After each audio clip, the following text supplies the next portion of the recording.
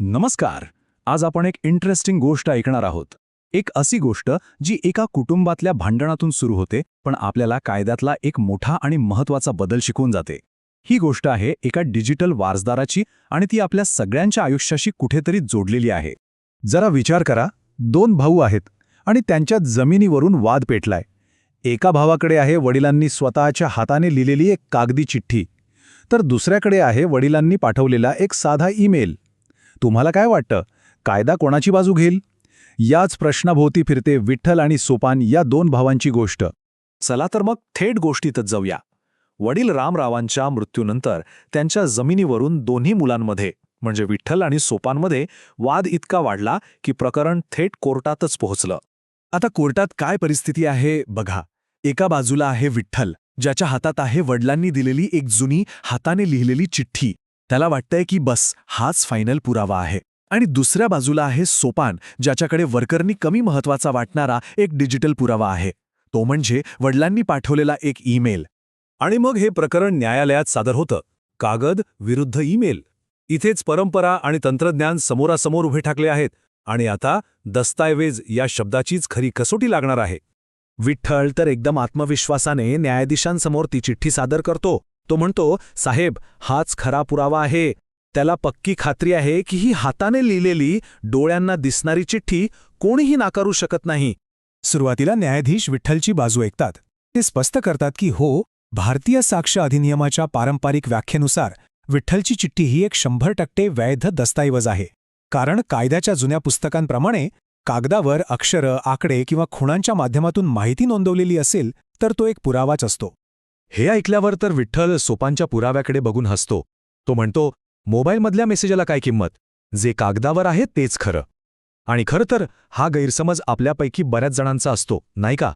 पण इथेच या गोष्टीत एक जबरदस्त ट्विस्ट येतो. न्यायाधीश स्पष्ट करतात की काळ बदललाय आणि कायद्यालाही स्वतःला बदलावं लागलाय. विशेषतः माहिती तंत्रज्ञान कायदा म्हणजेच इन्फॉर्मेशन टेक्नॉलॉजी ऍक्ट आल्यानंतर कायद्यात मोठा बदल झालाय. आता दस्तऐवज या शब्दाची व्याख्या खूप विस्तारली आहे. याचा अर्थ सोपानचा ईमेल सुद्धा विठ्ठलच्या कागदी चिठ्ठी इतकाच वैध आणि कायदेशीर दस्तऐवज आहे. या एका वाक्याने संपूर्ण केसलाच एक वेगळं वळण मिळतं. आता प्रश्न हा आहे की आजच्या जगात दस्तऐवज म्हणजे नक्की काय?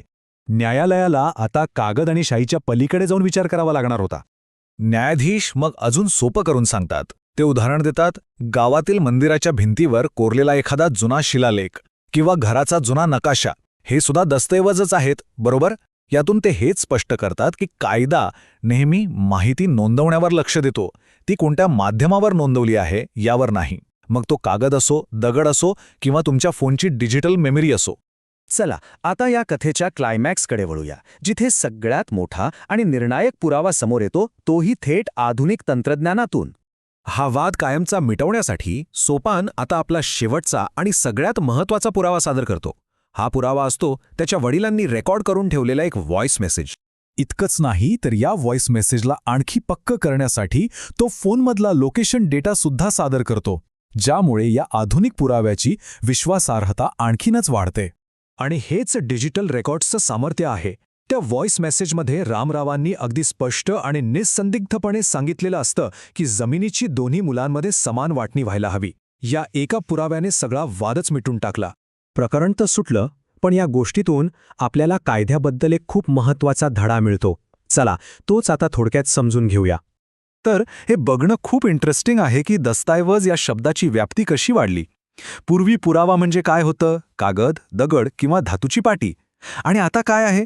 Email, PDF, voicemail. पूर्वी माहिती भौतिक वस्तूंवर असायची, आता ती डिजिटल मेमरी किंवा सर्व्हरवर असते. पण मूळ तत्त्व तेच आहे. माहिती कुठे आणि कशी साठवली जाते हे महत्त्वाचं आहे. फक्त माध्यम बदललंय. तर या संपूर्ण कथेचं सार हेच आहे, कायदा काही दगडावरची रेष नाहीये. तो स्थिर नसतो. तो तंत्रज्ञानानुसार आणि आपल्या बदलत्या काळानुसार स्वतःला बदलत असतो आणि सतत विकसित होत राहतो. आणि आता जाता जाता एक विचार करायला लावणारा प्रश्न. आपल्या रोजच्या डिजिटल संवादांचं कायदेशीर वजन किती असू शकतं? पुढच्या वेळी मेसेज पाठवताना किंवा काही रेकॉर्ड करताना हे नक्की लक्षात ठेवायला हवं की तो केवळ एक मेसेज नाही, तर एक संभाव्य कायदेशीर दस्तावेज सुद्धा असू शकतो.